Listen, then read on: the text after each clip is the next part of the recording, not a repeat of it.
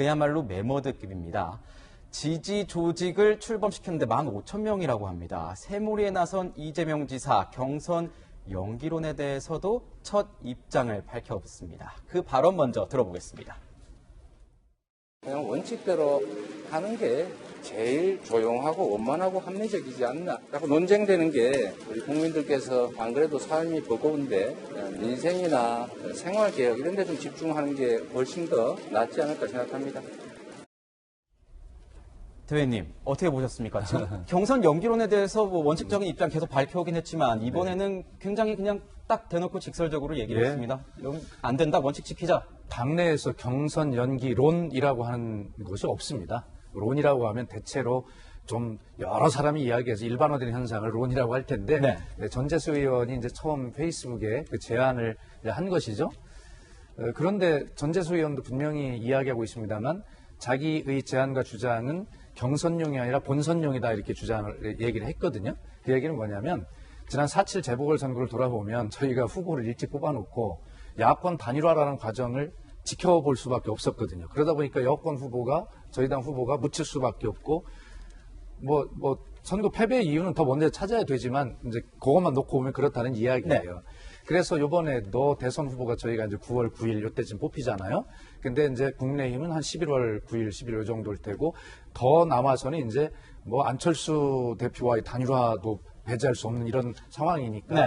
그 과정을 너무 저희는 지켜만 봐야 된다. 그러다 보면 본선에서 저희가 굉장히 불리하게 작용할 수 있다. 이런 4.7 재보궐선거의 그 아픈 경험 때문에 그래서 본선에서 우리가 이기려면 이것을 이재명 1등가는 뭐 이재명 후보나 뭐 이런 차이가 아니라 전체적으로 우리가 맞춰봐야 된다. 이런 뜻이에요. 그래서 어떤 한 인물을 배제하거나 어떤 계파를 위한다거나 이런 출발이 아니다라는 것을 명확하게 좀 말씀을 드리고요. 뭐 이 문제는 설사 연기론이 대두된다 하더라도 이재명 지사가 저런 입장을 밝히고 있는 한은 불가능한 일입니다. 네. 후보 간 합의가 돼야 되기 때문에. 그래서 이 문제는 이재명 지사가 어제 명확하게 밝혔고 그다음에 원래 이 논의 출발이 제가 말씀드린 대로 본선 승리를 위한 그 충정이기 때문에 이 문제는 더 이어지지 않을 것 같습니다. 정리된 것으로 봅니다. 그런데 이 다른 주자들의 입장이 좀 다른 것 같아서요. 한번 들어봐야 될 것 같습니다.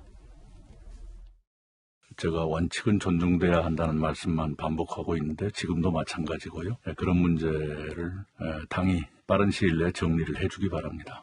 지도부가 책임지고 어떻게 정권 재창출을 할 것인가 고민해야 된다. 그리고 그 기조하에서 룰도 만들고 일정도 확정해야 된다. 그걸 연기를 하든 구워 먹든 삶아 먹든 그건 지도부가 알아서.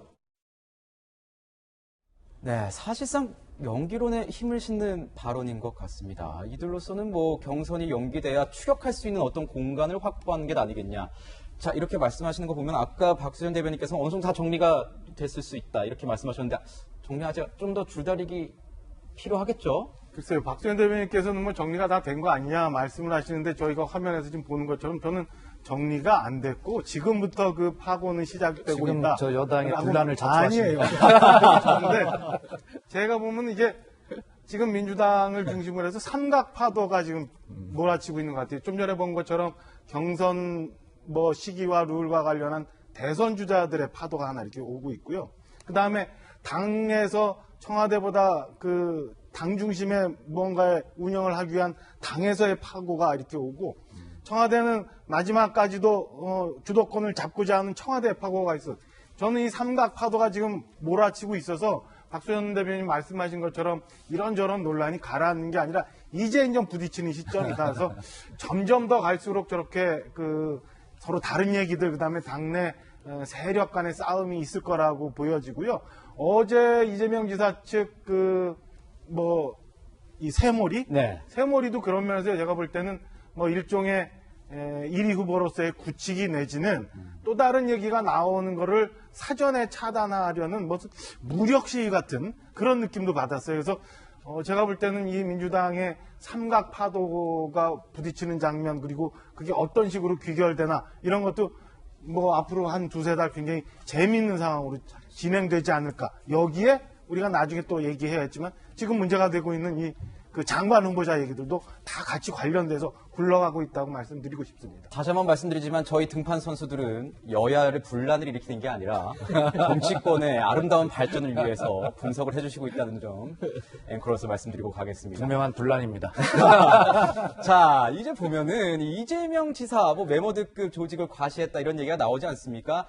이재명 기자님께서 어떤 사람들이 모였는지 좀 설명을 좀 부탁드려도 될까요? 예. 어제가 어떻게 보면 여야 대선 주자를 통틀어서 처음으로 전국 단위 조직을 만들었다 이렇게 볼 수 있는데 지금 화면 보시는 것처럼 발기인만 15,000명에 이릅니다.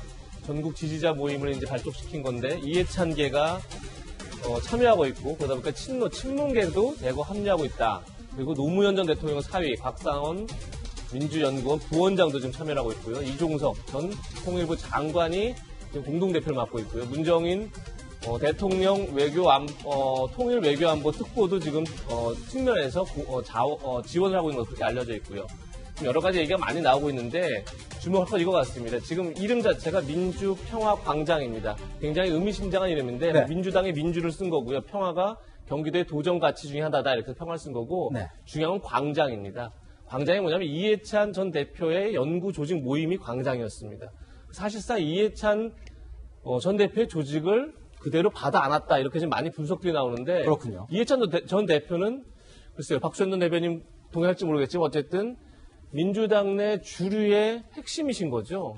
근데 지금까지 알려진 건 이재명 지사가 민주당 내 비주류다 이렇게 많은 사람들이 분석을 하고 있었습니다. 그런데 오히려 가장 주류의 핵심이었던 이해찬 전 대표가 사실상 이재명 지사를 지원하고 있고 또 지금 아까 살펴본 것처럼 많은 친문 인사들이 또 합류하고 있습니다. 그러다 보니까 글쎄 여의도에서 이런 얘기도 나오더라고요. YS 대통령 모델을 얘기하던데 네. 당시에 YS 대통령이 이제 3당 합당을 통해서 원래 민정계가 주류였지만 민주계에서 YS가 대세론을 등에 업고 민정계를 다시 끌어안죠. 주류들을요. 그런 것처럼 이재명 지사가 본인 스스로는 비주류지만 지금 대세론이 있는 거죠. 어쨌든 대세론을 앞세워서 주류를 끌어안는 모델을 성공시킬 것이냐가 사실 그냥 제일 큰 관심인 거죠. 민주당 여야 안팎에서 관심은요. 과연 그래서 저는 어제의 모임 자체가 일단은 모양새는 내가 비주류가 아니다라는 것을 증명하는 성공을 하지 않았나 생각이 들고 결국은 그럼에도 불구하고 현재 현역 의원 중에 친문 핵심 의원들까지의 지지선을 끌어낸다면 저는 뭐 YS 모델도 불가능한 건 아니다 이런 생각이 들더라고요. 네, 이해찬계, 친노 좌장 이해찬 이런 얘기가 많이 들려왔습니다. 이렇게 민주평화광장 이렇게 된 것을 봤을 때 아까 이재명 기자님께서 말씀해 주신 것처럼 이게 친문이 어떻게 보면은 조직적으로 이재명 지사를 돕는다 이렇게 저희가 해석 가능한 겁니까? 어떻게 보십니까? 당내에서는. 언론은 그렇게 해석을 해야 마땅하죠. 재미있지 않습니까? 특히 이재명 기자님은 이재명 지사와 동명이인이기 때문에 다소 그 치우친 해설을 좀 하신 것 같아요. 전혀 사실관계가 다른 공정하게 분석하고 그렇습니다. 있습니다. 네. 제가 헷갈려 죽겠습니다. 이재명 기자님 부를 때마다. 그런데 이번에 아마 이해찬 전 대표님은 다른 후보들도 저렇게 측면에서 지원하고 더 성장하도록, 더 넓어지도록 그렇게 아마 역할을 할 것이라고 저는 그렇게 믿고요. 그 증거가 이번 당 대표 선거에서 홍영표 후보 그리고 우원식 후보의 언론 분석에 의하면 두 분이 출신이 다르지 않습니까? 네. 그럼에도 불구하고 이해찬 전 대표가 이 두 분의 후원회장을 동시에 맡으셨거든요. 그러고 보면 이해찬 전 대표의 역할은 우리 당의 대선에 나가고자 하는 모든 주자들의 경쟁력을 조금이라도 더 키워주는 그런 역할을 하는 것이다. 그 출발이 이제 이재명 지사의 행사가 제일 먼저 있었고요.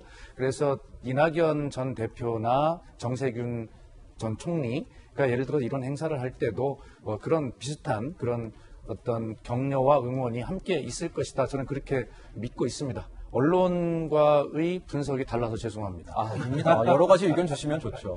자, 이런 상황에서 가장 궁금한 거는 누가 지금 상황에서는 대권에 가장 가까우냐 이런 것 많이 궁금하실 것 같습니다. 자, 지금 저희가 준비한 내용은 이겁니다. 쿠키뉴스가 의뢰해서 한길 리서치가 지난 5월 8일부터 11일까지 4일간 조사했던 차기 대선 후보 선호도입니다. 26.2%, 윤석열 전 검찰총장, 이재명 경기지사 24.4%, 오차 범인의 접전이군요. 이낙연 전 대표, 안철수 대표 이렇게 나와 있습니다. 자, 양자 대결 한번 볼까요? 양자 대결.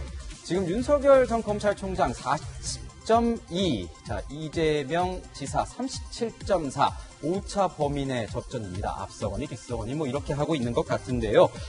자, 윤 전 총장은요, 대변인님. 네. 지금 가장 궁금한 게 그런 겁니다. 기자들 사이에서도. 도대체 언제쯤 나와서, 이렇게 그렇죠. 진짜 아직. 제대로 선언을 할 것이냐. 오히려 잠행 효과도 좀 있는 것 같아요. 계속 가는 기대감을 키우면서 올라가니, 야권에서도 얘가 좀 닿는 것 같고. 언제쯤 나옵니까? 그런 것도 있고. 그러니까 여권에서는 지금 뭐 벌써 여러분들이 움직이면서 공식 출마 선언도 벌써 2분이나 하시고 이런 상황에서 본격적으로 대선 국면으로 가고는 있습니다만은 야권에서는 아직 지도부 선출을 위한 전당대회도 끝나지 않았어요. 그래서 아직 그 소위 말하는 대선 레이스를 위한 본격적인 판이 아직 안 깔린 상황. 그리고 국민의힘이 어떤 모습으로 이제 지도부를 구성해서 어떤 노선으로 국민들한테 보여질 건가도 보여지지 않는 상황이기 때문에 저는 윤석열 총장이 뭐 이런저런 것을 다 보면서 지금 시점을 기다리고 있는 것 아닌가라는 생각이 듭니다. 그리고 앞서 우리 박소연 대변인 말씀 주셨지만은 국민의힘 경선이 구도가 어떻게 진행되느냐에 따라서 뭐 당내에서 완샷 경선이, 그러니까 윤석열 총장도 그리고 뭐 안철수 대표도 모두 모이는 완샷 경선이 될지 아니면 지난 서울시장 보궐선거처럼 당내 후보를 먼저 뽑고 난 다음에 이후 모든 외부 세력이 합쳐지는 이 순차적인 경선을 할지 아직 정해지지 않았기 때문에 저는 윤석열 총장이 지금 공부 뭐 이런저런 공부하고 주변의 사람 조력해 줄 사람들을 좀 정리하고 있는 걸로 듣고 있는데 그런 시간이 당분간은 좀 더 지나가지 않을까. 그래서 많은 안개가 좀 거치고 난 다음에 이렇게 부상 등장 본인이 선언 뭐 이런 과정을 밟아가지 않을까 조심스럽게 예측을 좀 해봅니다. 네, 정치권에서 뭐 6월설, 7월설, 8월설에 뭐 관훈 토론에서 처음 나올 것이다. 뭐 여러 가지 얘기가 나오고 있는 것 같습니다. 윤석열 검찰총장 그리고 이재명 지사 여야 대권 잠룡들의 움직임 한번 알아봤고요.